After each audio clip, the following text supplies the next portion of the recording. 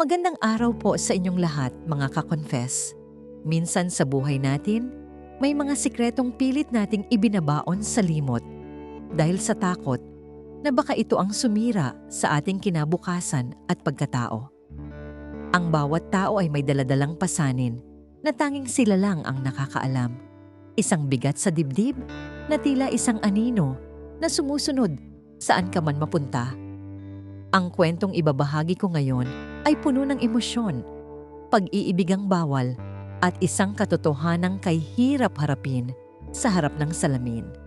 Handa na ba kayong makinig sa isang kwentong magpapatibok ng inyong puso at magpapaisip sa inyo kung hanggang saan ang kayang itago ng isang tao? Paalala lang po, ang lahat ng kwentong maririnig ninyo ay pawang katang-isip lamang at ginawa para magbigay aliw at aral. Anumang pagkakatulad sa tunay na tao o pangyayari ay hindi sinasadya. Simulan na natin ang kwento. Dear Ate J, itago mo na lamang ako sa pangalang Yumiko. Lumaki ako sa payapang bayan ng Irusin, Sorsogon, kung saan ang amoy ng sariwang palay at malamig na simoy ng hangin ang bumubuo sa aking bawat umaga. Bilang kaisa-isang anak ni Tatay Waldo at Nanay Sailona, batid ko ang labis na ekspektasyon na nakapatong sa aking mga balikat mula pa noong bata ako. Maayos ang aming pamumuhay, simple pero puno ng pagmamahalan sa loob ng aming munting tahanan na napapalibutan ng mga puno ng niyog. Gayunpaman, sa kabila ng tahimik na kapaligirang ito, ramdam ko ang isang uri ng paghahanap sa aking sarili na hindi ko maipaliwanag. Nagsimula ang lahat nang muling magbalik sa aming bayan ang aking pinsan na si Wyatt kasama ang kanyang matalik na kaibigang si Zandro. Galing sila sa Maynila para magbakasyon at tumulong sa mga gawaing bukid habang wala pang pasok sa kanilang kolehiyo. Sa unang pagkakataon na nagtagpo ang aming mga mata ni Zandro, may kung anong kuryenteng gumuhit sa aking buong katawan na hindi ko maunawaan. Siya ay matangkad, may malalim na boses at mga matang tila nakakabasa ng bawat nilalaman ng aking isipan sa isang tingin lamang dahil madalas silang tumatambay sa aming veranda tuwing hapon. Unti-unti kaming naging malapit sa isa't isa habang nagkukuwentuhan tungkol sa aming mga pangarap. Ang aking tito na si Xerxes at ang kanyang asawang si Zenaida ay madalas ding bumibisita kaya laging puno ng tao ang aming bahay tuwing linggo. Sa gitna ng tawanan at kantiyawan ng aming mga kamag-anak, tahimik kaming nagpapalitan ng mga makahulugang tingin ni Zandro sa ilalim ng hapagkainan. Walang nakakaalam na may namumuo ng kakaibang koneksyon sa pagitan naming dalawa na higit pa sa pagkakaibigan o pagiging magkakilala. Isang gabi, habang naglalakad kami sa dalampasigan ng Bacon District, inamin ni Zandro ang kanyang nararamdaman sa akin sa ilalim ng maliwanag na buwan. Hindi ako nakaimik dahil alam kong mali ang pumasok sa isang relasyon sa taong kaibigan ng aking malapit na pinsan at pamilya. Pero ang tibok ng aking puso ay mas malakas kaysa sa boses ng aking katwiran, kaya hinayaan ko ang aking sariling tanggapin ang kanyang mga halik. Doon nagsimula ang aming lihim na pagsasama, isang relasyong itinago namin sa likod ng mga matatamis na ngiti at pagpapanggap. Bawat pagkakataon na magkasama kami ay tila isang nakaw na sandali mula sa tadhana na ayaw naming matapos dahil sa sobrang saya. Nagpupunta kami sa mga liblib na lugar sa kasiguran para lamang makapagsolo at manlayang maipahayag ang aming pagmamahal na walang nanghuhusga o nakakakita. Ngunit sa bawat pag-uwi ko sa bahay, nadarama ko ang unti-unting pagbigat ng aking budhi sa tuwing titingin ako sa aking mga magulang. Alam kong niloloko ko ang mga taong pinakamahalaga sa akin. Pero ang pag-ibig ko kay Zandro ay tila isang bisyo. Minsan, nahuli kaming nagbubulungan ni Wyatt sa likod ng aming kamalig. Pero mabilis kaming nakagawa ng palusot para hindi siya maghinala sa aming dalawa. Ang kaba sa aking dibdib ay hindi maipaliwanag. Tila anumang oras ay sasabog ang sikretong matagal na naming iniingatan at pilit na itinatago. Si Zandro ay naging mundo ko.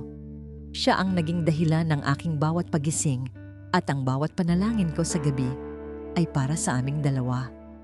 Ngunit ang langit ay may paraan ng pagpapaalala na ang bawat lihim ay may nakatakdang panahon para mabunyag.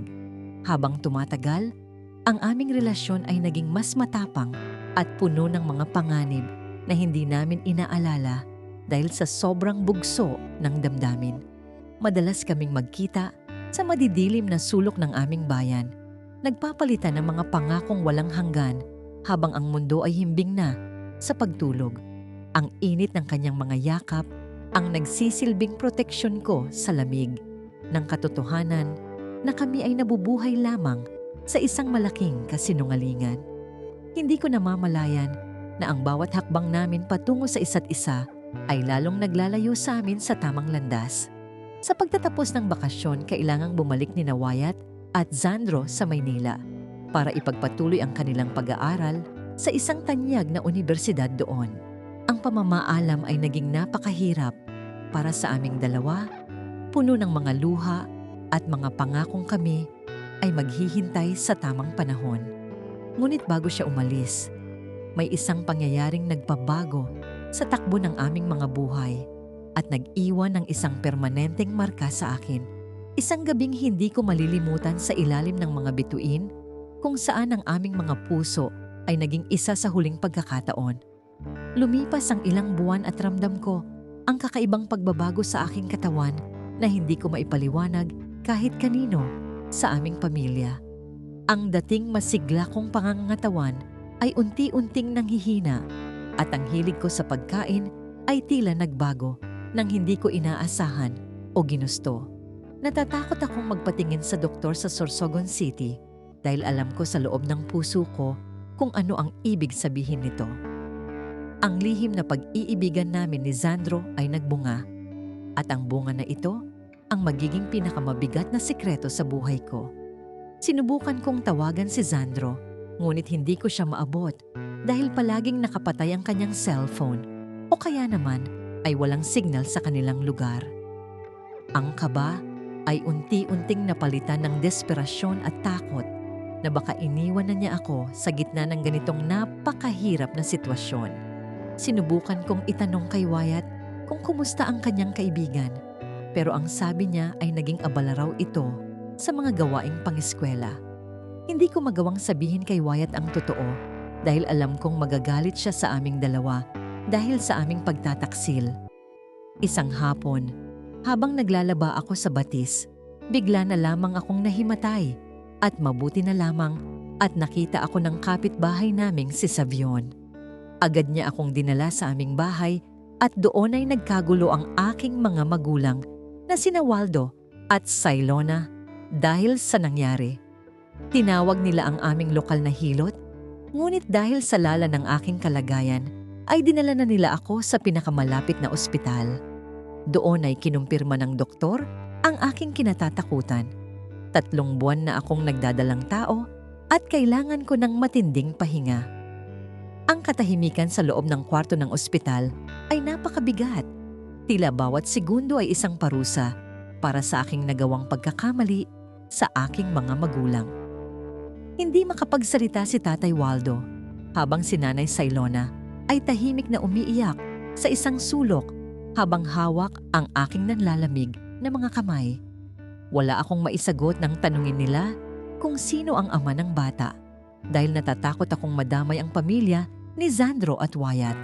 Mas pinili kong manahimik at dalhin ang lahat ng sisi kahit na ang totoo ay nagdurugo na ang aking puso.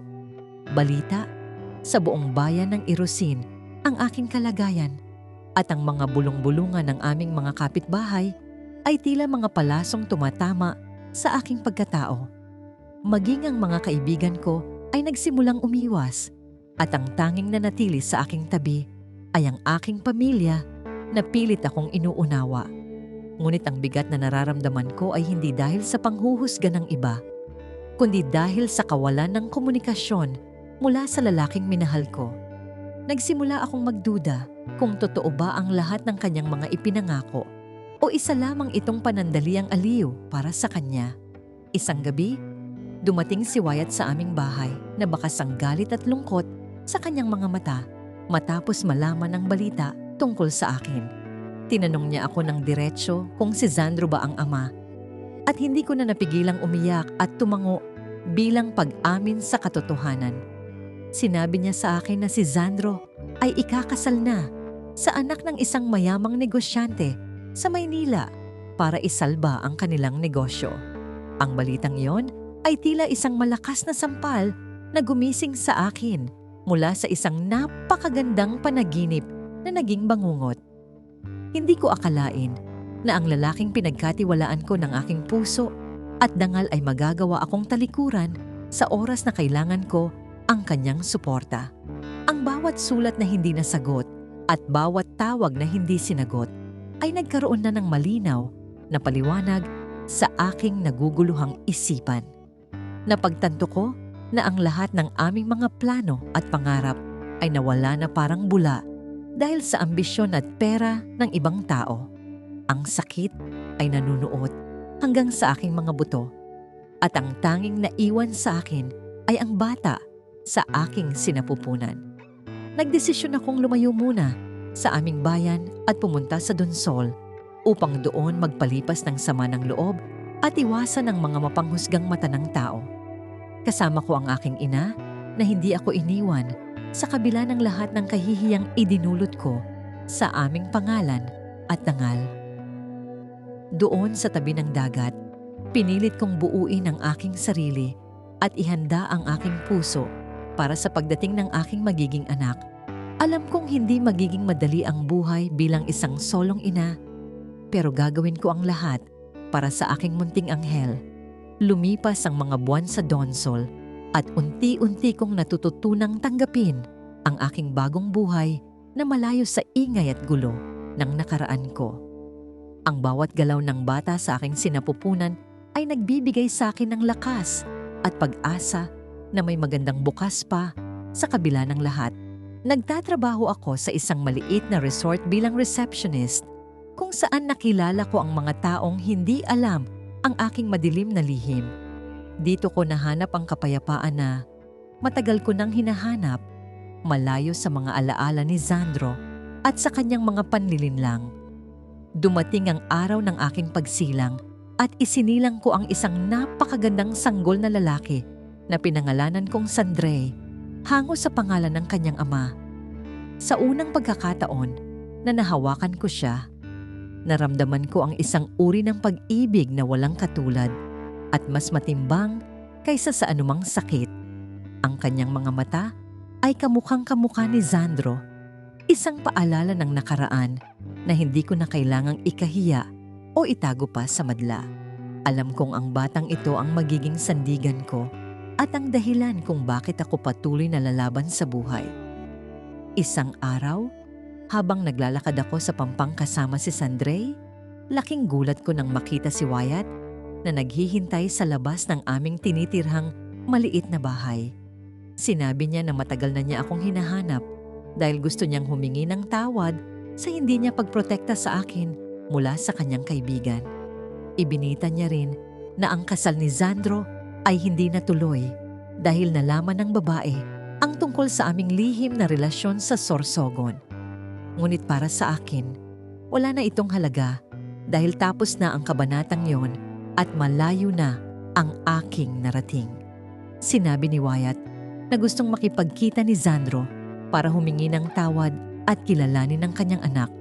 Pero matigas ang aking naging paninindigan sa usaping ito. Hindi ko kailangan ng isang lalaking marupok at walang paninindigan para buuin ang pamilyang matagal ko nang pinapangarap na magkaroon sa aking buhay. Sapat na sa akin ang pagmamahal ni Waldo at Sailona, pati na rin ang suportang ibinibigay sa akin ng aking mga bagong kaibigan dito. Ang bawat sakit na naranasan ko ay nagsilbing aral upang mas maging matatag at matapang ako sa pagharap sa mga hamon. Naging malapit kami ni Wyatt sa mga sumunod na buwan at hindi ko inaasahan na siya pala ang magiging katuwang ko sa pagpapalaki kay Xandre sa Donsol. Ipinakita niya sa akin ang tunay na kahulugan ng malasakit at pag-ibig na hindi humihingi ng anumang kapalit o kondisyon sa bawat araw na lumilipas. Napagtanto ko na minsan, ang mga taong inaasahan nating mananatili ay silang aalis at ang mga hindi natin inaasahan ang siyang mananatili. Ang buhay ay puno ng mga sorpresa at ang bawat pagkakamali ay may kaakibat na pag-asa para sa isang bagong simula. Bumalik kami sa Irusin matapos ang isang taon, hindi bilang isang babaeng may dalang kahihiyan, kundi bilang isang inang may dangal at paninindigan sa kanyang sarili. Hinarap ko ang aming mga kapitbahay nang may taas na noo, bitbit ang aking anak na siyang pinakamahalagang kayamanan na natanggap ko sa buhay. Ang lihim na dati ay napakabigat dalhin ay naging isang kwento ng tagumpay at pagbangon mula sa pagkakalugmok sa gitna ng matinding pagsubok. Wala na ang takot sa aking puso dahil alam ko na ang katotohanan ng siyang nagpalaya sa aking buong pagkatao. Sa huli, nagkaroon kami ng simpleng handaan para sa unang kaarawan ni Sandrey, kung saan dumalo ang buong pamilya ni Xerxes at Zenaida pati na ang iba. Wala roon si Zandro at masaya ako sa desisyong yon dahil ang aming buhay ay mas tahimik at payapa nang wala ang kanyang anino. Ang pag-ibig ay hindi lamang tungkol sa nararamdaman, kundi tungkol sa pananagutan at pagpili sa kung ano ang tama para sa ikabubuti ng lahat. Natutunan kong ang pinakamabigat na lihim ay nagiging magaan kapag ibinahagi mo ito sa mga taong tunay na nagmamahal sa iyo. Ngayon, habang pinapanood ko si Sandrey na naglalaro sa ilalim ng puno ng mangga, alam ko na handa na akong harapin ang anumang bukas na darating. Ang aming kwento ay hindi perpekto. Puno ito ng mga sugat at pagkakamali. Pero ito ang humubog sa akin kung sino ako ngayon. Ang bawat luha ay napalitan ng tawa at ang bawat lungkot ay napalitan ng walang hanggang pasasalamat sa Panginoon sa bawat biyayang binigay. At dito nagtatapos ang lihim na minsan ay naging pinakamabigat na pasanin. Ngunit ngayon ay naging pinakamagandang bahagi ng aking buhay. At yan ang aking kwento ni. Isang lihim na minsan ay mahirap itago, pero sa huli ay nagbigay ng aral at katotohanan sa kanyang puso. Mga ka-confess, dito na nagtatapos ang kwento ni Yumiko. Maraming salamat sa inyong pakikinig at pagsama sa amin mula simula hanggang dulo. Sana ay may napulot kayong aral, inspirasyon, o kahit konting saya sa ating ibinahaging kwento ngayon. Kung nagustuhan ninyo ang kwentong ito, huwag kalimutang i-like, i-share, at higit sa lahat ay mag-subscribe dito sa aming YouTube channel na Tagalog Wild Confession para sa mas marami pang kwentong kapanapanabik, nakakakilig, at minsan ay nakakagulat. At huwag din kalimutang i-follow ang aming Facebook page na Tagalog Wild Confession para lagi kayong updated sa mga bagong uploads at kwentuhan. Maraming salamat mga ka-confess. Ingat kayo palagi.